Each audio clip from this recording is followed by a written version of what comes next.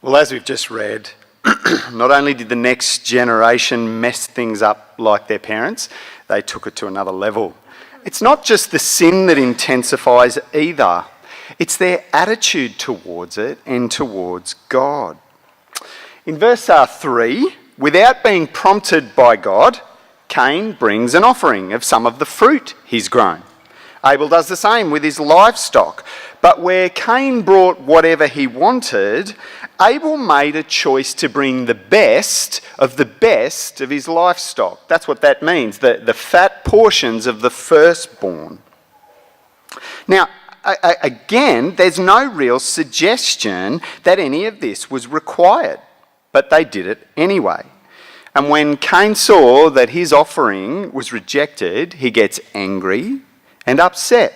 And we're told at the end of verse 5. Sin can be so stupid, can't it? I suggested that last week one of the steps in dealing with Satan and temptation is just to stop and think with our minds before we get carried away, which is obviously easier to say than to do.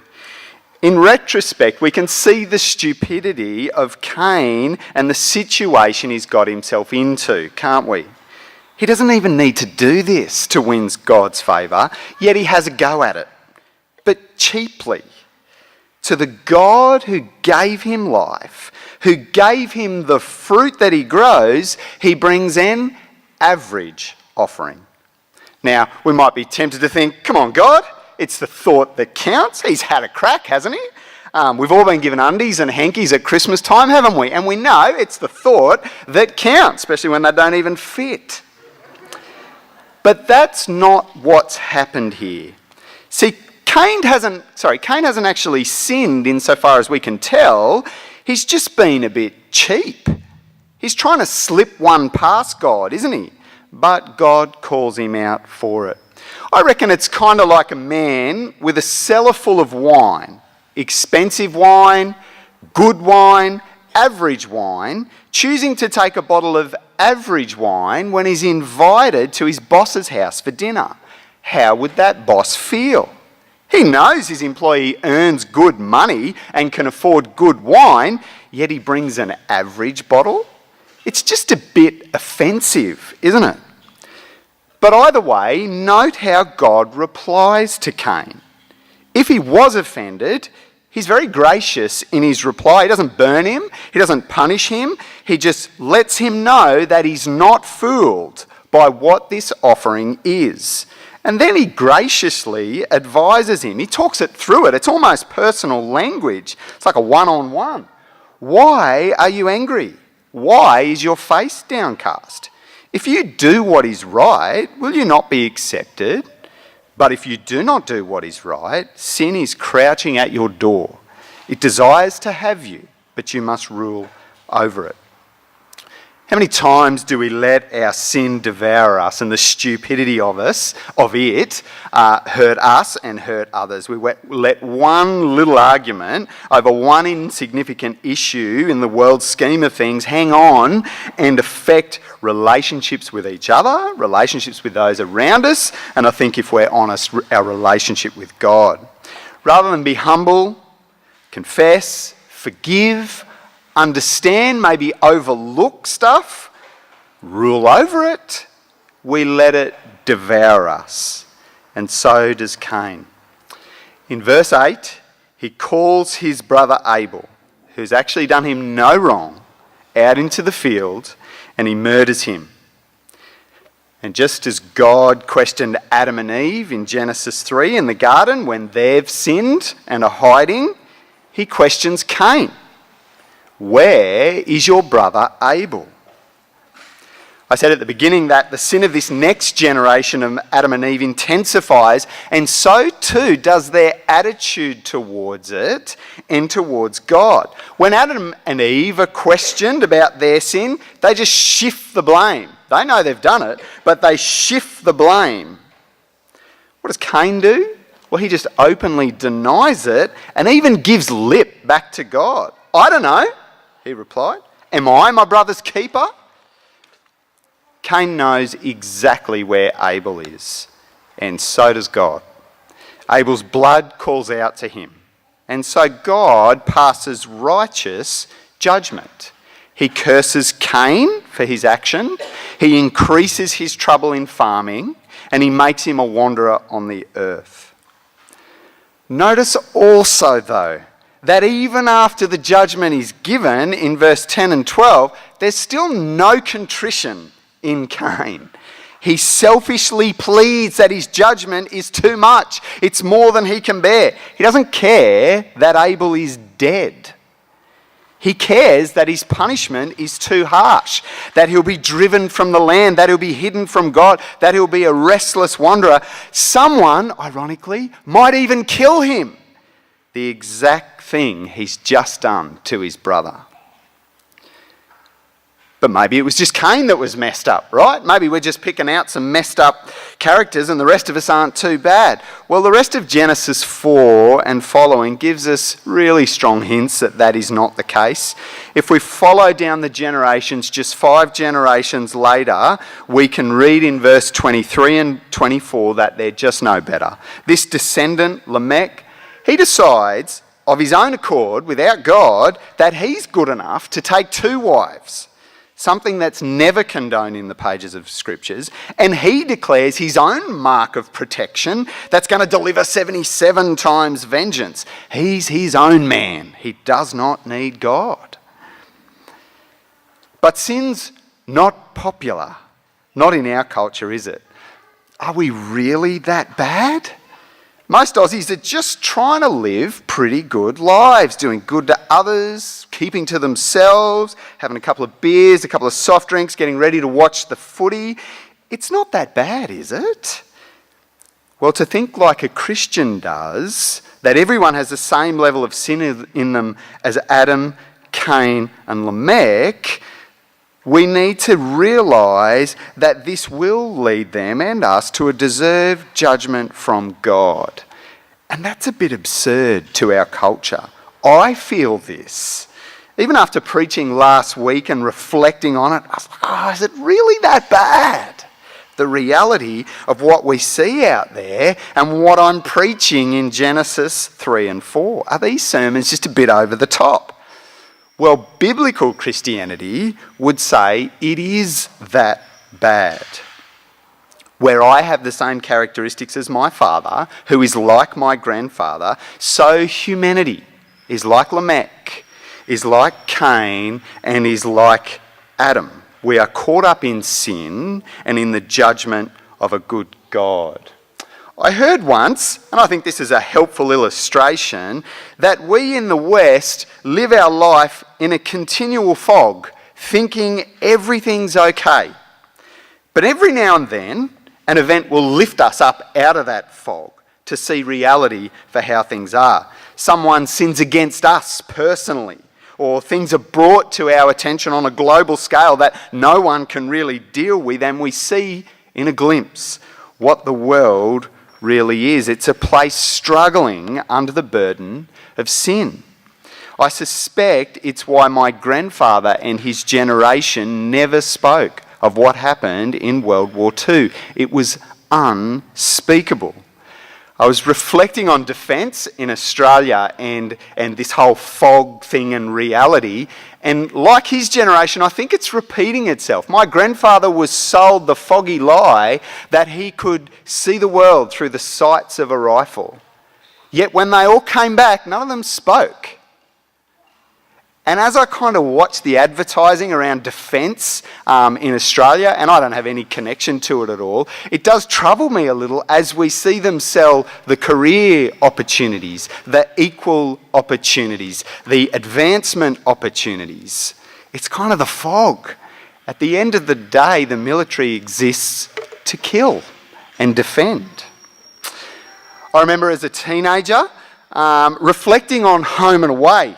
And Neighbours, loved Neighbours, which I watched religiously, by the way, during my university years. While we ate pies and 2-minute noodles, we'd always make sure the microwave went bing just at 6 o'clock, ready for Neighbours. But I remember reflecting and thinking, this amount of rot doesn't go on in anyone's life. This is so over the top and ridiculous. But alas, As I've gotten older, my eyes have been opened to levels of rot in my own extended family that make that show tame. I'm not making any of this up. Sexual abuse at the hands of clergy, marital affairs, separation and divorce, depression, broken father-son relationships, inter-family businesses that ended in court, death at the hand of cancer, infertility, the tragic accidental death of a 2-year-old, a husband and father of 4 little ones walking out on his family one day, financial bankruptcy, and the list goes on and on. That's just the stuff I know about in my extended family. To be honest, I think if you came to my extended family's Christmas lunch, you'd have a ball, and I'm guessing you'd say they're a pretty good bunch of Aussies. All my grandparents were committed Christians. But biblical Christianity explains my situation, my family's situation, doesn't it? For my family, like yours, is like the first family. We've sinned against God, we've hurt one another, and we've placed ourselves in the right position of God's just judgment. That may not be popular, but it is biblical Christianity. But you know, I think there's something in this passage that's even more vivid, more outrageous, and more unnatural than Cain's sin in this story. And it's the grace and the mercy of God. Why wouldn't God just give up on this family?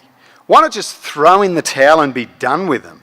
The first generation, despite all the delightful goodness he gave them, threw it in his face and wanted to reject him, cut him out.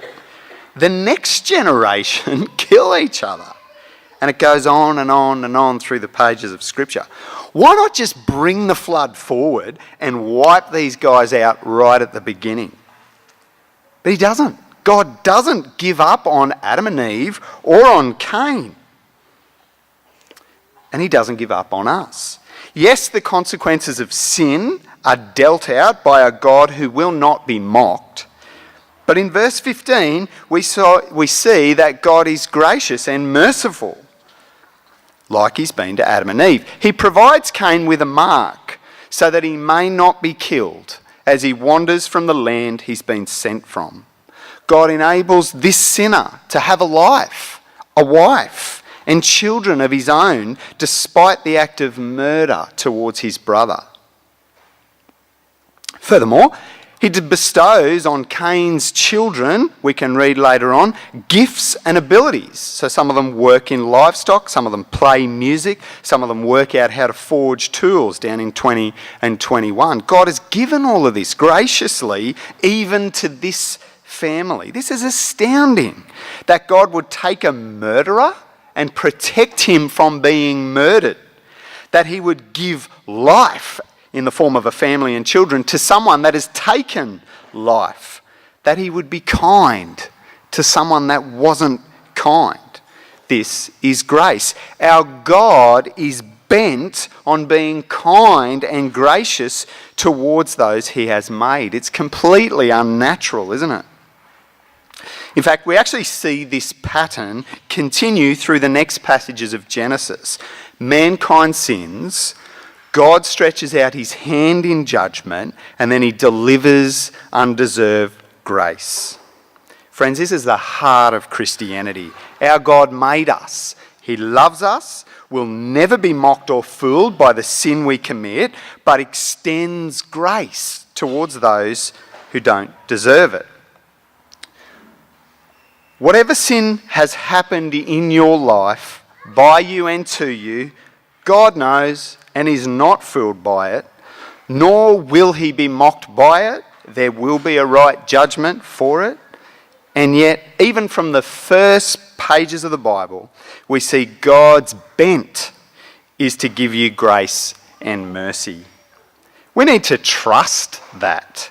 If we have hidden sin, we need to know that it's not a matter over which God might forgive us. It's a matter that God will forgive us on. How? Ultimately in Jesus. It's Jesus' death and resurrection that God is able to both take our sin, judge it, and extend mercy, as has always been his pattern. Even in Isaiah 53, we read, "He, as it prophesied Jesus, he was pierced for our transgressions, he was crushed for our iniquities. The punishment that brought us peace was on him, and by his wounds we are healed." God judges Jesus' life for us by having him hang on the cross. Then he raised him to life 3 days later to bring assurance of forgiveness and peace, both now in this life and forever in the one to come. We need to trust him. Lastly, what about our families? Well, I think we need to build our families on this knowledge, don't we? I'll never forget a phone call I made very late one night after high school had finished to my father, who was by no means perfect. He would never claim to be that. I would never claim that for him. I was 17 years old. I'd only had my licence for 6 months. You can probably tell where this is going. And I decided to go four-wheel driving at 11 o'clock at night down the Toowoomba Range in the family Pajero. It was 4 years old. 4 friends and I completely rolled it and wrote it off. My father never asked me what I was doing. He never raised his voice at me. He never punished me for that incident. He did take me to the Toowoomba police station where I had to explain what had happened, but that was it. How was he able to do it? I take it's because he knew what it was to be forgiven much at the hand of a God bent on mercy and grace.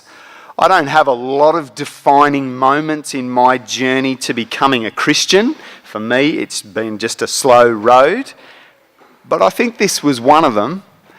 And I think it came out of a moment where my father trusted in Jesus, the forgiveness he had, and tried to build his family on that. May God help us make these kinds of decisions in our families and for our families too.